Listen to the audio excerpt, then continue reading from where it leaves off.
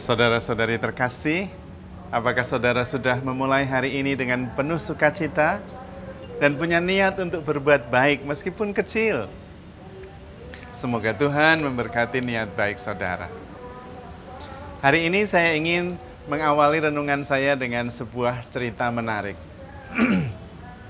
Ada seorang bapak muda usia 40-an tahun, sering sakit kepala. Kadang-kadang juga perutnya tidak nyaman.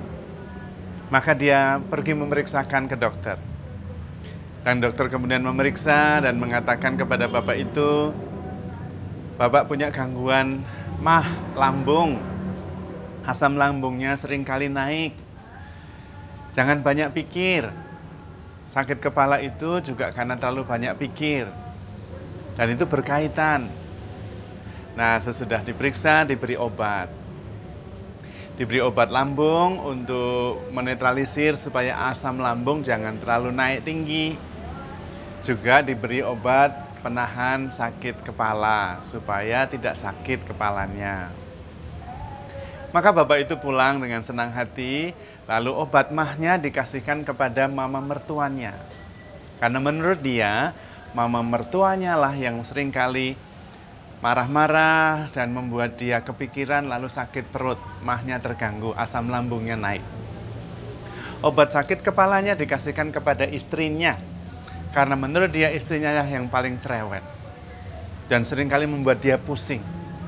Ingin itu, cerewet ini, cerewet itu. Maka lebih baik obat itu diberikan kepada istrinya. Maka sembuhlah bapak itu. Ya pasti tidak lah.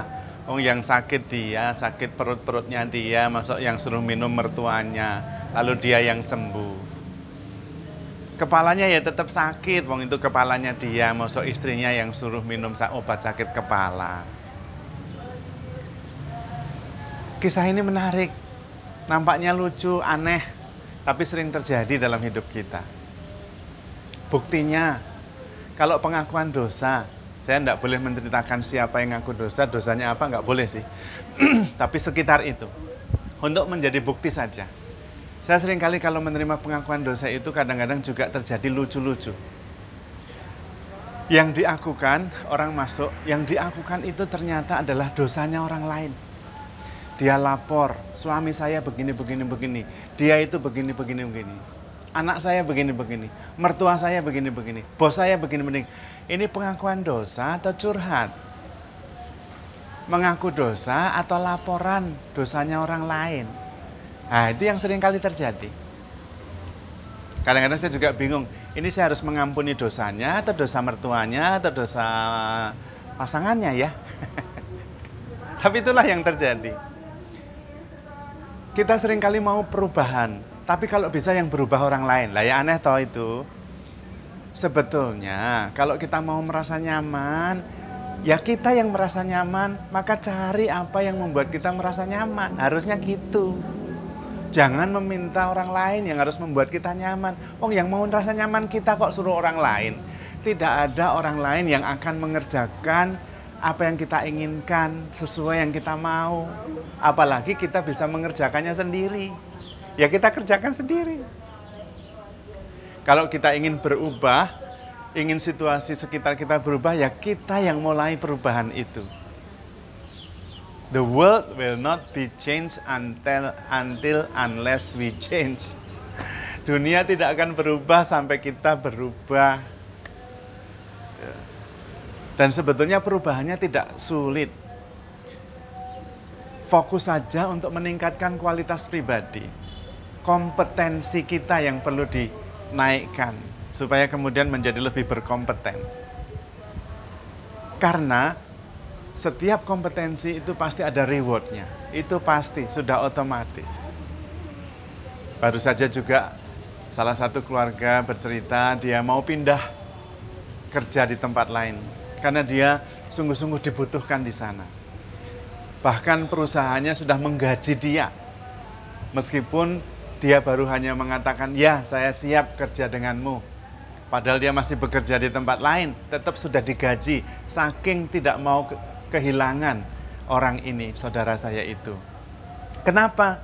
Karena kompetensinya, kualitasnya memang dibutuhkan.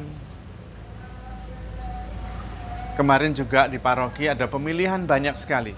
Ada pemilihan prodiakon, ketua-ketua seksi, ketua-ketua wilayah, dewan paroki harian, semua ada pemilihan, ratusan orang. Dan orang yang memang kompetensinya tinggi, yang paling cepat jadi rebutan. Jadi ketua seksi inilah, jadi ketua seksi itulah, jadi anggota dewan inilah. Karena dia murah hati, mau memberikan waktu.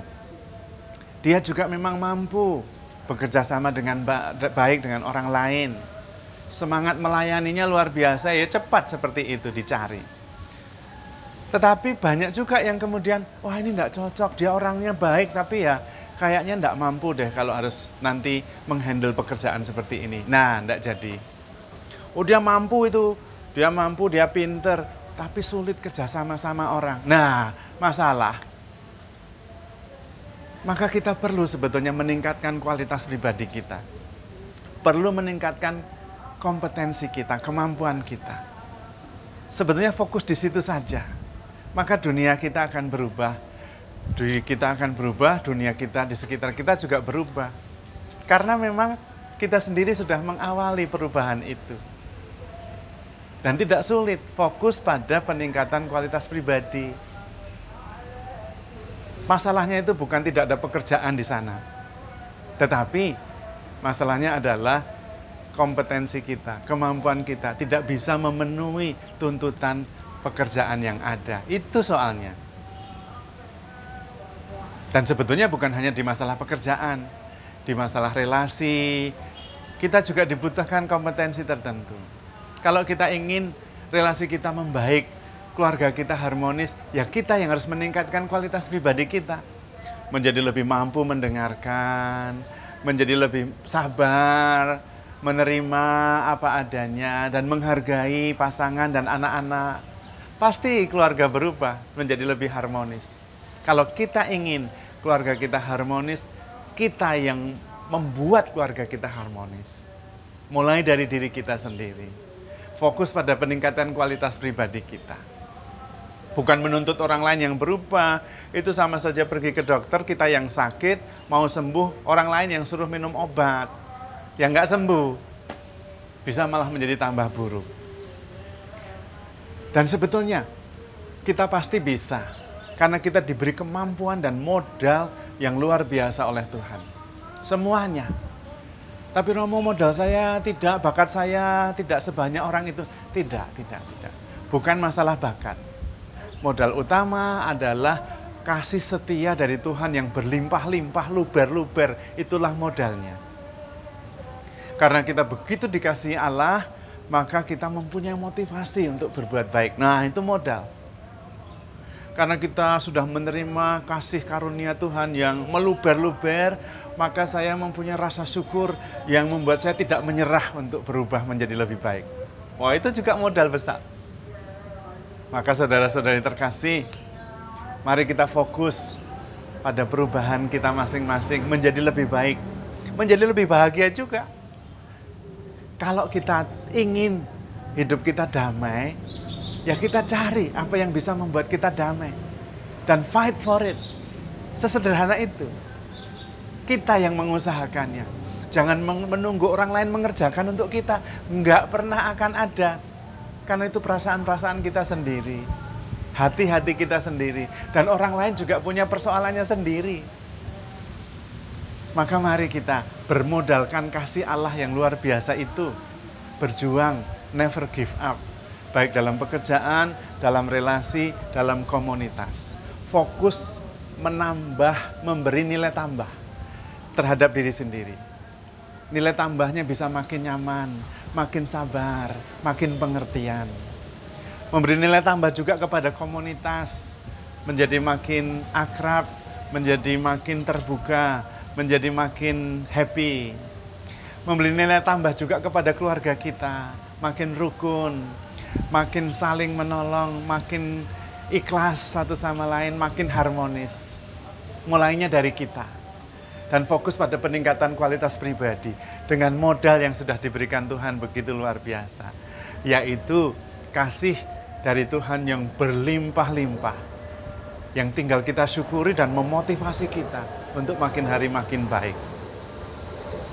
Karena itu percayalah pasti bisa, karena modalnya dari Tuhan, yaitu kasih yang sudah diberikan secara tak terbatas, berlimpah-limpah. Karena itu dalam mengusahakan supaya kualitas pribadi kita makin meningkat, kompetensi kita makin memadai, tetap harus handle yourself with care. Because you are loved. Tuhan memberkati.